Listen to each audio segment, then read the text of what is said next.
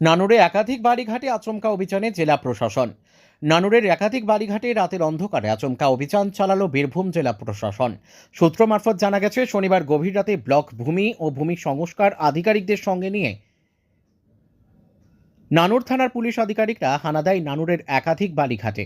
জানা গেছে, নানুরের বঙ্গছত্র এবং জাহানাবাদ সংলগ্ন এলাকায় যে সমস্ত বালিঘাট রয়েছে তার মধ্যে অধিকাংশ ঘাটেই চলে তল্লাশি।